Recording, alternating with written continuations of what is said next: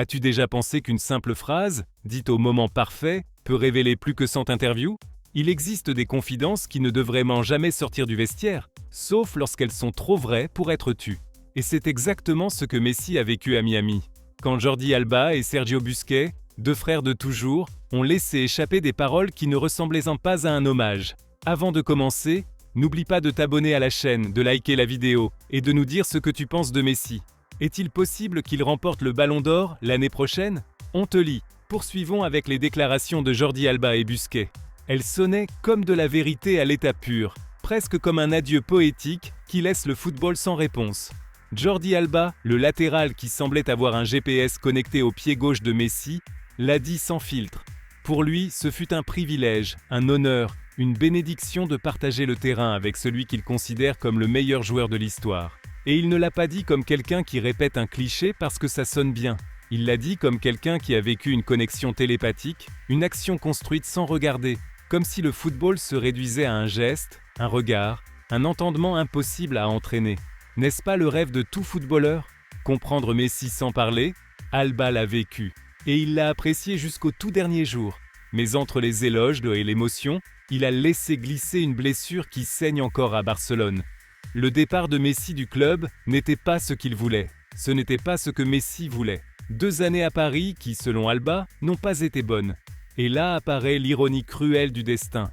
Le Barça, le club qui avait tant dépendu de Messi, a fini par le voir triompher ailleurs, tandis que ses anciens coéquipiers portèrent le poids de la nostalgie. Alba a même avoué qu'il aimerait pouvoir jouer de nouveau avec lui, comme si le temps pouvait revenir en arrière et leur rendre cette magie qui semblait éternelle. N'est-il pas curieux que même les champions les plus titrés souhaitent revivre l'irrépétible?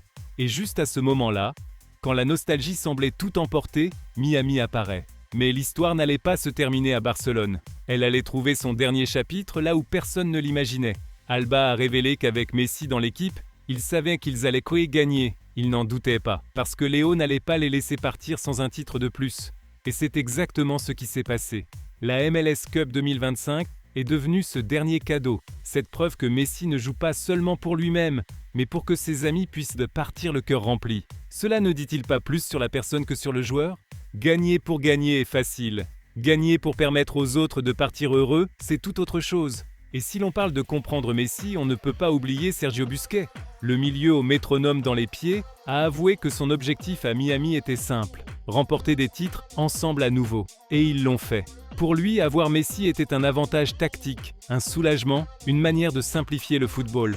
Combien d'entraîneurs ont rêvé d'une phrase pareille? Que ton équipe devienne plus facile à diriger simplement parce que Messi est là. Avant de prendre sa retraite, Busquets avait un but, le faire en levant un trophée aux côtés de Messi.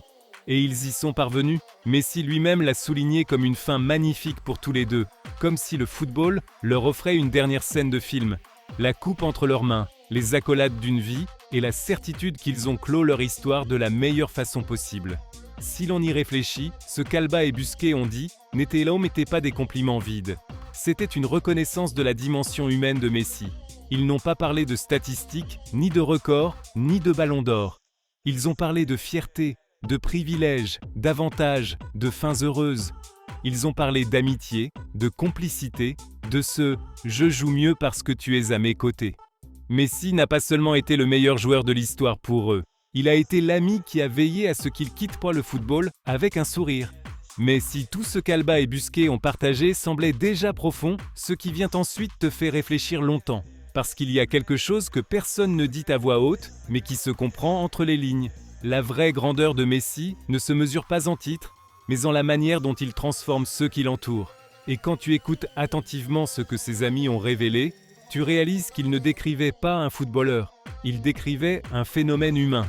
Car à Miami, il s'est passé quelque chose de rare dans le football d'élite. Ils se sont ouverts, ont laissé tomber l'armure et ont exposé ce que le vestiaire de Messi a vécu pendant 15 ans. Jouer avec lui non seulement te rendait meilleur, cela te rendait différent. Jordi Alba l'a dit sans le dire. Avec Léo, tu sens que tu as un avantage que personne d'autre n'a. Et cette phrase, qui semble simple, cache une réalité que très peu comprennent.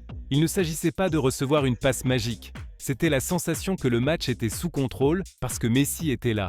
Ce calme que seul quelqu'un qui, même dans les pires moments, trouve toujours une solution peut apporter. Et Busquets est allé encore plus loin sans s'en rendre compte. Quand il a dit qu'à Miami tout devenait plus facile parce que Messi était sur le terrain, il ne parlait pas de tactique. Il parlait de confiance, de sécurité, de cette sensation que si les choses se compliquent, il les résout. Combien de joueurs dans toute l'histoire peuvent générer cela? Mais la partie vraiment forte arrive quand tu penses à la manière dont ils ont terminé leur carrière. Ce n'était pas à Barcelone, ce n'était pas en Europe, c'était dans un coin du monde où personne n'imaginait cette fin. Et pourtant là, dans un stade de Miami entouré de lumières et de caméras, ils ont trouvé l'adieu que le Barça leur avait refusé. Un adieu avec Messi à leur côté et une coupe dans leurs mains. Et alors surgit la question que personne n'ose poser. Combien de joueurs dans l'histoire peuvent te dire que Messi non seulement les a rendus meilleurs, mais leur a aussi offert une fin heureuse? Parce qu'Alba et Busquets ne parlaient pas de succès sportif. Ils parlaient de gratitude, d'avoir été partie prenante de quelque chose d'irrépétible. D'un lien qui a survécu à la distance, aux changements de club, aux fins amères et aux adieux qui ont fait plus mal qu'ils ne l'admettent.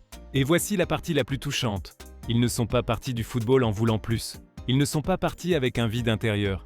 Ils ne sont pas partis en se demandant « et si ?» Ils sont partis complets, ils sont partis en paix, ils sont partis champions. Tout ça grâce à Messi. Cela ne dit-il pas quelque chose sur le fait que tous deux, dans leur dernière année, leur dernière chance, ont confié que si Messi était là, le titre arriverait de manière presque cinématographique? C'est presque injuste pour le reste du monde. C'est presque la preuve que ce que Messi a fait au cours de sa carrière n'a pas seulement été de briller lui-même, mais de faire briller tous ceux qui l'entouraient. Et il y a un dernier détail qui résume toute l'histoire. Messi aurait pu aller à Miami simplement pour profiter, se détendre, réduire la pression. Personne ne l'aurait critiqué. Il avait déjà tout gagné, tout prouvé, mais non, il a choisi de faire ce qu'il a toujours fait. Compétir, diriger, pousser, élever, accompagner. Il a choisi de permettre à ses amis de prendre leur retraite en levant un trophée, et non la tête baissée. Il a choisi d'écrire un dernier chapitre dont il n'avait même pas besoin, mais dont eux avaient besoin. Ce n'est pas ce que fait un génie du football, c'est ce que fait une personne extraordinaire. Et maintenant qu'ils sont tous deux retraités, demeure la réflexion inévitable. Quel joueur dans l'histoire a laissé un impact aussi profond sur ses coéquipiers au-delà des titres et des records? Parce que lorsque tes amis quittent le football, en te remerciant pour ce que tu leur as fait ressentir, c'est que ton héritage a déjà dépassé le terrain pour atteindre le cœur. Et toi, penses-tu que nous verrons un jour une autre relation footballistique aussi sincère, aussi humaine et aussi parfaite que celle de Messi, Alba et Busquets? Ou bien s'agissait-il de la dernière grande fraternité du football moderne? Laisse ton opinion dans les commentaires. Et si tu veux continuer à vivre ces histoires, mêlant football, émotion et réflexion, abonne-toi. Car ici nous continuons de raconter ce que le football ne dit jamais à voix haute. À demain!